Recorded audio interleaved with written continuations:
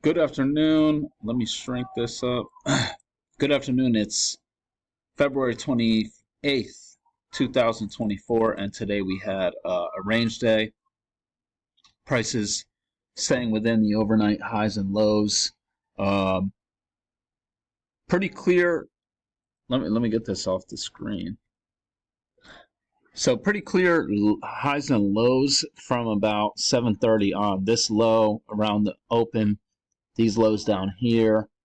Um, and these highs. So pretty easy to trade that if you want to just hop in. Otherwise, if you're looking for scalps based on max rules, not a whole lot that I saw. So in the overnight, we had this sell-off, and you get an overshoot of the channel, which leads to a break, and then we just get a bunch of sideways stuff um, until market open. I don't see anything from 5 o'clock on that you would want. Actually, no, that's not true. I like this higher low. Is that 5 o'clock? Yeah, I like this higher low because you have this leg up, and then you have what looks like to me, two legs of correction. Uh, One leg right here with two legs inside it, and then a second leg down here. So big bullish bar here, closing on its high. Big bullish bar here, closing on its high. Room to the highs. I like that for a scalp. But then we just go sideways. Come down here, go a little higher, go sideways, but we're not making new highs. So I think you just got to be patient. And come down here and you got a double test. I don't think you want to take that. But maybe you consider it. Turns out to be a channel up. Overshoot leads to a break. I don't see a reason to go short here just because of the signal bars. If you got a lower high, like this one's too close to the EMA, but I could understand why someone might take that because we're at these highs. Ends up, you would have gotten a good move out of it. This bar would have scared you. And then we go higher. And probably a channel right here. And then we can't make it to the highs of the range. So we get a break of this channel, and we can't make a new high, but really it's probably just this channel break, move to a new high, but it doesn't really matter.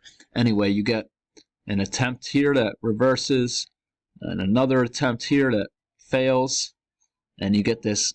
Technically, this is the failed second entry, but I was looking at this as the failed second entry. Closes below the EMA, making lower highs. I like this, and you can see a lot of people like this. And we come straight down to here, and you get a quick double test. This looks like a second entry long. I only marked this green because your signal bar is not good, but this entry bar is very strong, and you can see plenty of people like that. Come up, break, move to a new high, lower high, and then it sells off, and it bounces right there again. But I don't think you want to take that. But you do get a second entry short right here. But since we've been going back and forth, you're basically in the middle of the range there. I think that's a little risky. I think this is a pretty decent buy. I mean, it's a lower low, but it looks to me like, we got a break of this, move to a new low, or you could just look at it as two legs down. Second entry short. This you could go for this too. I just didn't like this because this second entry short because it's a range day, and I just think you're selling low if you do that. And one thing I want to talk about, because this is my main problem, is taking profits. you do want to scalp on these days. Prices are just flip flopping, and I was getting caught up thinking, oh, we're gonna sell off, or oh, we're gonna rally to the highs, oh, we're gonna sell off to the lows, oh, we're gonna sell off to the lows, oh, we're gonna rally to the highs. And how many times did I just say that? 2, 3, 4, 5, probably 5 times, and each time you're wrong. But if you scalp out and take a small profit, then you make money. So just something to keep in mind. Hope everyone had a good day. I'll be back tomorrow.